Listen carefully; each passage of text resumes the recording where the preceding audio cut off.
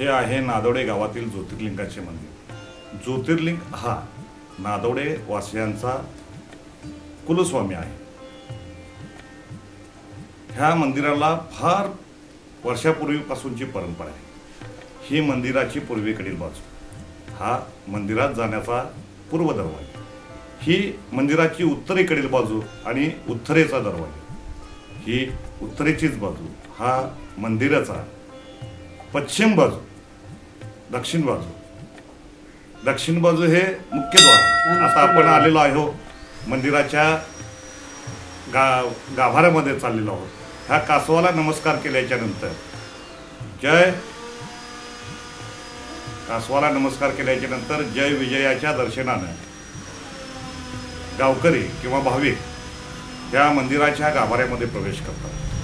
ह्या गाभाऱ्याचं एवढं वैशिष्ट्य आहे, शेकडो वर्षापूर्वी बांधलेलं हे विशिष्ट मातीमध्ये बांधलेलं मंदिर, त्याच्या भिंती ह्या फार रुंद आहेत। यामध्ये गाभाऱ्यामध्ये अगदी सुरेख रेखीव पुराणकालीन स्वयंभू केदारनाथाची मूर्ती आहे।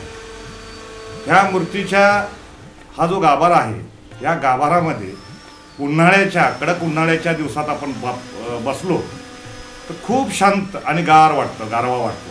पण त्याच पद्धतीनं जर आपण हिवाळ्यामध्ये थंडीच्या दिवसात बसलो तर उबदार होतं। हा आहे ज्योतिबाचा घोडा। पूर्वी ज्योतिबाला जिवंत घोडा होता, पण आता नाही। हे मारुतीचं मंदिर, मारुतीला प्रत्येक शनिवारी फार मोठी आबालवृद्धांची गर्दी असते। मारुतीच्या नंतर हे आहे डिकमाळ्याच्या नंतर हे आहे वारकरी पंथांचं मंदिर, विठ्ठल रुक्माईचं मंदिर। या ठिकाणी प्रत्येक दिवशी हरिपाठ होतो।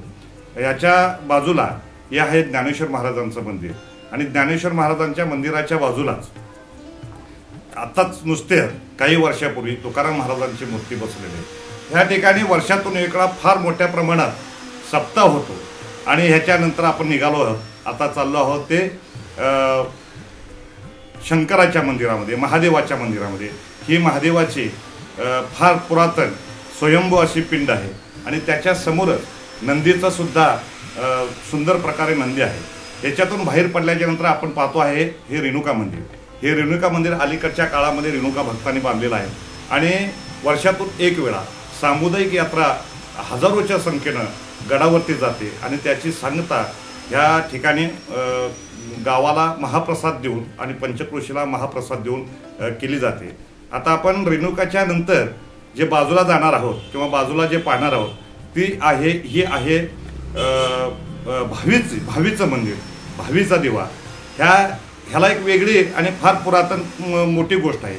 हा आहे सांस्कृतिक हॉल। ह्या ठिकाणी जे सांस्कृतिक कार्यक्रम होतात, हे आहे हरिकाकांचं मंदिर। आपल्या गावामध्ये पूर्वी माही होत होती, पण त्या माहीला रजोगुणी भक्तीला फटा देऊन सात्विक भक्तीचा चैत्र उत्सव हा हरिकाकांच्या माध्यमातून आपल्या गावामध्ये सुरू झाला, आणि जे आज सात्विक भक्तीचं जे प्रतीक आहे ते हरिकाकांच्या माध्यमातून आहे। हे आहे गणेश मंदिर। आपल्या गावातील युवकांनी हे मंदिर बांधलेलं आहे। या मंदिरामध्ये प्रत्येक मंगळवारी आरती होते, संकष्टीला चांगला कार्यक्रम होतो, आणि वर्षातून एक वेळा वर्धापन दिनानिमित्त महाप्रसादाचं आयोजन केलं जातं। असा हा आमच्या गावचा भक्तीचा मेळा आहे।